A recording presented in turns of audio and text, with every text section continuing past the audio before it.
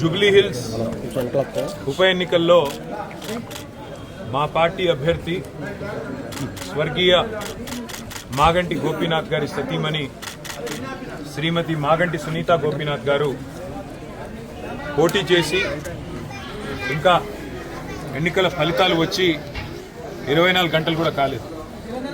సరే, ఎన్నికల్లో అధికార పార్టీ చేసిన అరాచకాలు, అధికార యంత్రాంగాన్ని అడ్డం పెట్టుకుని చేసిన దుర్మార్గాలు, ఎలక్షన్ కమిషన్ చేష్టలుడిగి కళ్ళప్పగిచ్చి చూసిన వైనం, ఎన్నిటి ఫలితంగా మేము ఎన్నికల్లో సాంకేతికంగా ఓడిపోవడం జరిగింది.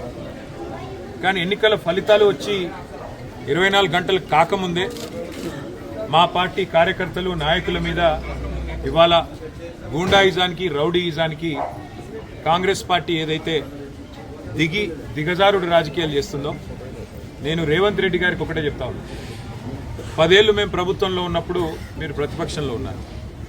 ఎన్నడన్నా ఈరోజు ఇక్కడ మా సోదరుడు రాకేష్ క్రిస్టోఫర్ గారి మీద జరిగిన దాడి జరిగినట్టుగా ఒక ఉప ఎన్నికల్లో గెలిచిన తర్వాత ఎక్కడన్నా మా ప్రభుత్వ హయాంలో మా కార్యకర్తలు కానీ, మా పార్టీ నాయకులు కానీ హద్దులు దాటి ఈ రకంగా ప్రవర్తించారా ఒక్కసారి గుర్తు తెచ్చుకోండి.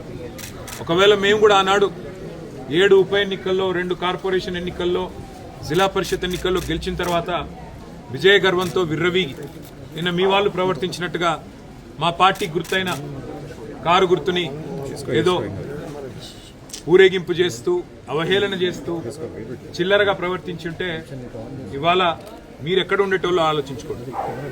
సోదరుడు రాకేష్ క్రిస్టోఫర్ గారి మీద, ఒక క్రిస్టియన్ మైనారిటీ కమ్యూనిటీకి సంబంధించిన సోదరుడు, ఆయన మీద రెహమత్ నగర్లో జరిగిన ఈ దాడిని నేను పూర్తిగా ఖండించడమే కాదు, ఆయనకు జరిగిన ఈ దాడికి బాధ్యత కూడా ఖచ్చితంగా కాంగ్రెస్ పార్టీయే వహించాల్సి ఉంటుంది. ఎన్నికల్లో కొన్ని ఎన్నికలు గెలుస్తాం, కొన్ని ఎన్నికలు ఓడిపోతాం.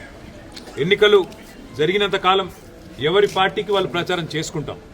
కానీ ఎన్నికలు అయిపోయిన తర్వాత కూడా ఈ రకంగా కక్షపూరితంగా వ్యవహారం చేస్తాం, ఈ రకంగా రాజకీయం చేస్తాం, రౌడీజం చేస్తామంటే తెలంగాణ ప్రజలు అన్నీ చూస్తున్నారు. తగిన సందర్భంలో తగిన విధంగా బుద్ధి చెప్తారు. నేను తమ్ముడు రాకేష్ క్రిస్టోఫర్ గారికి, వారి కుటుంబానికి, వారి శ్రీమతికి, వారి కూతురికి, వారి కుమారుడికి, వారి తండ్రి గారికి అందరినీ కలిసినాము.